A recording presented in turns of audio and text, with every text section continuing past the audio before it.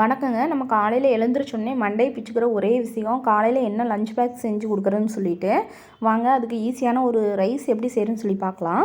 ஒரு குக்கரில் ஆயில் சேர்த்திக்கலாம். தேங்காய் எண்ணெய் தான் சேர்த்திருக்கேன். ஆயில் நல்லா காஞ்ச பின்னாடி கடுகு சேர்த்திக்கலாம். கடுகு பொரிஞ்ச பின்னாடி சீரகம் சேர்த்திக்கலாம்.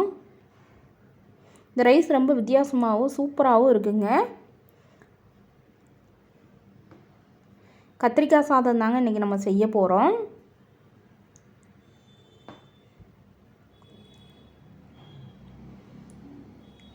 இந்த மாதிரி கத்திரிக்காயில் ஏகப்பட்ட ரெசிபிஸ் செய்யலாங்க. கத்திரிக்காய் பிடிக்காத குழந்தைங்க கூட இந்த மாதிரி கத்திரிக்காய் சாப்பாடு செஞ்சு கொடுத்தீங்கன்னா விரும்பி சாப்பிடுவாங்க.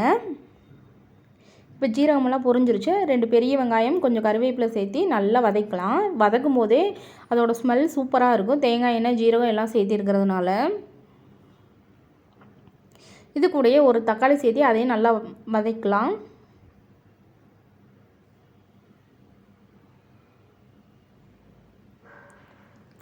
இந்த சாதம் ஈஸியாக செஞ்சிடலாம். தக்காளி வெங்காயமெல்லாம் ஈஸியாக வணங்குறதுக்கு கொஞ்சமாக உப்பு சேர்த்திக்கிட்டோம்னா டக்குன்னு வதங்கிடுங்க.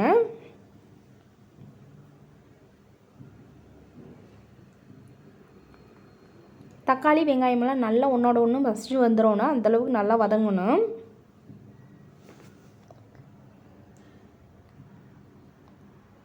இந்த சாப்பாடு ஒரு 10 நிமிஷத்தில் செஞ்சிடலாம். ரொம்ப நேரம் டைமும் எடுக்காது. டக்குன்னு நம்ம செஞ்சிடலாம்.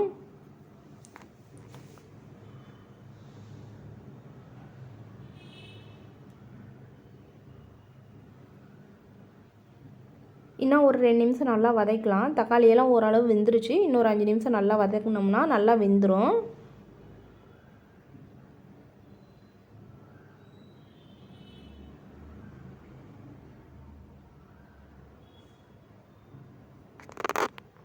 இப்போது தக்காளி வெங்காயமெல்லாம் நல்லா வதங்கிருச்சுங்க. ஒரு 2 ஸ்பூன் இஞ்சி பூண்டு பேஸ்ட் சேர்த்து இதே நல்லா வதக்கலாம். எண்ணெய் பிரிஞ்சு வர்ற அளவுக்கு நல்லா வதக்கணும்.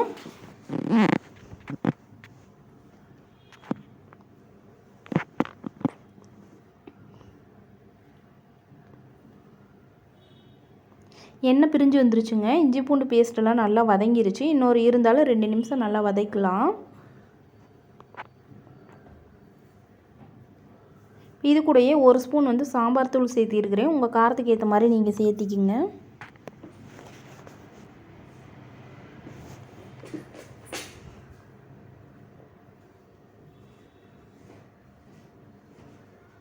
இந்த சாம்பார் தூளும் நல்லா எண்ணெயில் நல்லா வதங்கிடணும். அப்போ தான் டேஸ்ட் நல்லாயிருக்கும். இப்போ பச்சை கத்திரியை நீள்வாக்கில் கட் பண்ணி வச்சுருக்கேன். உங்கள்கிட்ட எந்த கத்திரிக்காய் இருந்தாலும் அந்த கத்திரிக்காயை சேர்த்திக்கிங்க. டேஸ்ட் நல்லாயிருக்கும். பச்சை கத்திரிக்காய் நான் ஊர்லேருந்து கொண்டு வந்ததுனால பச்சை கத்திரிக்காய் சேர்த்திக்கிறேன். இப்போ கத்திரிக்காயை நல்லா வதக்கலாம்.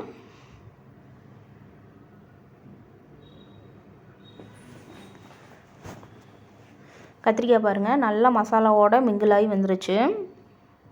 இப்போ இதுக்கு தேவையான அளவு தண்ணி சேர்த்திக்கலாம். ரைஸ் எந்த அளவுக்கு எடுத்துருக்கீங்களோ அந்தளவுக்கு தண்ணி சேர்த்திக்கலாம்.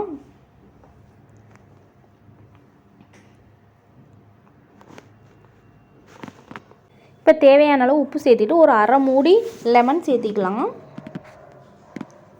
லெமன் சேர்த்திட்டு உப்பு காரமெல்லாம் ஒரு டைம் பார்த்துக்குங்க. உப்பு காரம் பத்தாட்டி நீங்கள் சேர்த்திக்கிங்க. குழந்தைகளுக்கு செய்கிறதுனால உப்பு காரம் கரெக்டாக இருக்கிற மாதிரி பார்த்துக்குங்க. எது அதிகமாக இருந்தாலும் அவங்க சாப்பிட மாட்டாங்க. இப்போ நம்ம எடுத்து வச்சுருக்க அரிசியை சேர்த்தி ஒரு 3 விசில் விட்டுறலாங்க. 3 விசில் விட்டதுக்கப்புறம் ரைஸ் பாருங்கள் எப்படி இருக்குன்னு. பார்க்கும்போதே சூப்பராக இருக்குது பாருங்கள். இது ஒரு கிளறி விட்டுக்கலாம்.